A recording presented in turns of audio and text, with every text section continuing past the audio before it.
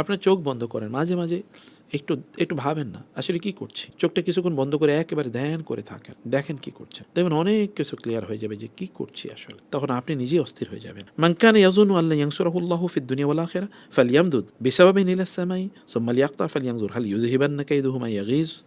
এটা রাসূল ইসলামের ব্যাপারে আল্লাহ তাআলা বলছেন যে কিছু কিছু লোকেরা মনে করতো কাফের মুশরিকরা, সূরা হজ ভালো করে খেয়াল করতে হবে, যে তারা মনে করেছে যে তাকে কে বিজয়ী দেবে, তাকে কে সাহায্য করবে, মানে আল্লাহ ইয়ানসুরুল্লাহ ফি দুনিয়া আখিরাতে আল্লাহ তাআলা তাকে সাহায্য করবেন। এখন আপনি আপনার নিজকে এই জায়গায় আনেন। আপনি যখন দিন পাই আপনার বন্ধু বান্ধব আত্মীয়স্বজন বলে এত তুমি মিয়া এত ইসলাম কেন করো, এত দিন কীভাবে করো, দুনিয়া লাগবে না তোমার, আপনি কেন মানে এতবার তোমাকে হজে বা উমরায় যেতে হবে কেন, তুমি একটা বড় বাড়ি বানাও না, তুমি একটা এই করো না সেই করো না, এগুলো পেছনে কেবল আপনাকে খোসাইতেছে, এরকম করছে কেবল আপনাকে, মানে এত পয়সা তুমি কেন খরচ করো। আপনি এলাকায় মসজিদ বানালে তার মাথা মিয়া আমি বহুত করে দেখছি কিচ্ছু হয় না, আপনি দিনে একটা কাজে সাহায্য করবেন না ভাই করে দেখছি কিচ্ছু হয় না।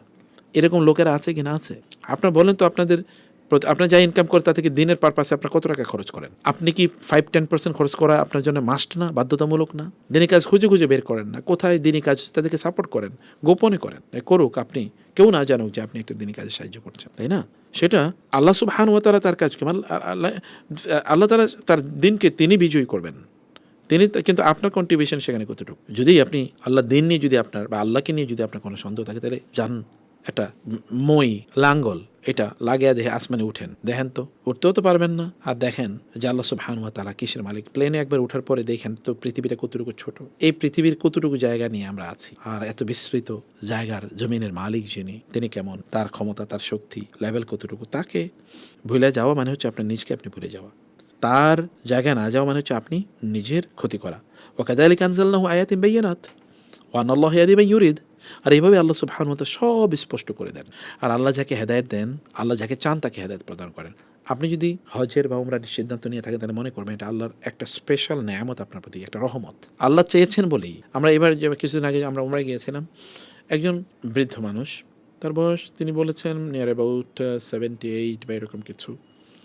উনি ছিলেন হচ্ছে পাকিস্তান আমলে, ব্রিটিশ আমল থেকে তিনি চাকরি করেন। তিনি হচ্ছেন জুট এর একটা বড় কোম্পানির, তিনি ছিলেন মার্চেন্ডাইজার। তো উনি মানে বিদেশে বিভিন্ন জায়গায় ঘুরে ঘুরে বেড়াতেন, এমনকি উনি আফ্রিকাতে গিয়েছেন, জেদ্দাতে গিয়েছেন, কিন্তু কোনোদিন উনি হজ ওমরা করা বহুবার বলেছেন আমার টাকার কোনো অভাব ছিল না, চাইলে আমি যেতে পারতাম, বহুবার যেতে পারতাম। আবার ওইখানে নোংরও করেছিল অনেকবার জেদ্দায়, সেখান থেকে আমি যেতে পারতাম, কিন্তু আমি কেন যেন যেতেই পারলাম। কিন্তু এখন এই বয়সে এখন আমার কাছে অত টাকা পয়সা নেই, আমার মেয়ের টাকা দিয়ে এখন আমি ওমরা করতে এসেছি। আল্লাহ চান নাই আগে, উনি আমাকে বলছেন, কেঁদে দিয়েছেন, বলছেন যে এতদিন আল্লাহ চান নাই কারণে, এখন আল্লাহ চাইছেন বলে আমার টাকা নেই, কিন্তু তারপর আল্লাহ তাআলা আমাকে আনাইছেন।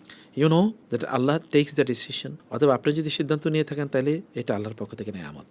আল্লাহ চান আপনাদেরকে, নিশ্চয়ই এমন কোনো ভালো কাজ করেছেন যেটা আল্লাহর পছন্দ হয়েছে, এই কারণে আল্লাহ তাআলা আপনাকে এই সম্মান দিয়েছেন। নিশ্চয়ই এমন কিছু ভালো কাজ করেছেন, সে ভালো কাজ আমি জানি না, আমরা জানি না কিছুই, সেটা আল্লাহ জানেন। কোনো একটা কাজ হয়তো আল্লাহর পছন্দ হয়েছে এবং আল্লাহ বলেছেন ঠিক আছে তোমার আমার মেহমান বানাইলাম, কারণ তার মেহমান তো আর আপনি আপনার ইচ্ছা হতে পারবেন, তাই না? ইন্নাল্লাযীনা আমানু ওয়াল্লাযীনা হাদু ওয়াস-সাবিঈনা ওয়ান-নাসারা ওয়াল-মাজূসা ওয়াল্লাযীনা আশরাকু ইন্নাল্লাহা ইয়াফসিলু বাইনাহুম ইয়াওমাল কিয়ামাহ। কিয়ামতের দিন আল্লাহ সব বিচার করবেন, সব। কে ঈমান এনেছে, কে ঈমানের দাবিতে মিথ্যাবাদী, যেমন ইহুদিরা খ্রিস্টানরা, যেমন সাবাইরা, এবং কারা সত্যিকার অর্থে ঈমানের পথেই চলে নাই, যেমন মাজুসিরা, অগ্নিপূজকরা এবং মুশরিকরা, কিয়ামতের দিন সবার মাঝে আল্লাহ বিচার করে দেবেন। এবং আপনারা মোমেনরা, মুসলমানদের মাঝে বিচার হবে না, সব মুসলমানকে একই ক্যাটাগরি, সবাই জান্নাতুল ফেরদৌসে যাবে না। যাওয়ার জন্য তার কোয়ালিফিকেশন লাগবে, তার অ্যাক্টিভিটিস লাগবে, পারফরমেন্সেস লাগবে, তার ইমানের গ্রেড কোন লেভেল আছে এটা লাগবে। ইন্নাল্লাহা আলা কুল্লি শাইইন শাহিদ, আল্লাহ সব দেখছেন। আপনি কাকে গোপন করবেন, আপনি কেন যাবেন না, কেন যাচ্ছেন না, কেন যান নাই, কেন সিদ্ধান্ত নিতে দেরি করছেন, দেরি করবেন, এগুলো কি আল্লাহ সুবহানাহু ওয়া তাআলা জানেন না? Everything is within his knowledge, সব কিছু তার জ্ঞানের মধ্যে আছে। He is the witness over everything. আলাম তারা আল্লাহু ইয়াসজুদু লাহু মান ফিস সামাওয়াতি ওয়া মান ফিল আরদি, সব কিছু কিন্তু আল্লাহর জন্য সিজদায় অবনত।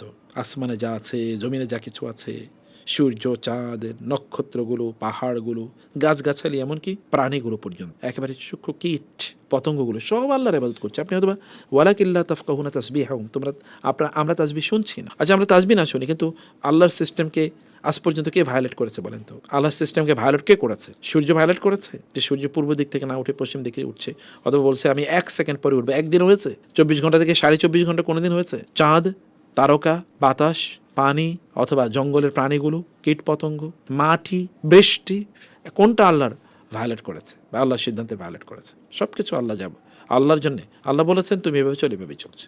বিজ্ঞান আবিষ্কার করছে এটা কি, বিজ্ঞান বিভিন্ন ধরনের সায়েন্সের বিভিন্ন থিওরি আবিষ্কার করছে এটা এভাবে, যেমন মাধ্যাকর্ষণ শক্তি, যেমন গ্র্যাভিটেশন মানে অথবা যেমন রিলেটিভিটি, আপেক্ষিকতা, এগুলো বিজ্ঞান আবিষ্কার করেছে। কি ও কি বানাইছে এটা? ও তো বানায় নাই, ও কেবল বলছে এটা এই সিস্টেমে চলে। এটাই মানুষকে মায়ের পেটে কিভাবে সন্তান বড় হয়ে ওঠে, এটাকে মানুষের কোনো অবদান আছে এখানে? মানুষ পরীক্ষা করে, এখন যন্ত্র দিয়ে পরীক্ষা করে দেখে, এরকম ব্যাস, এতটুকুই।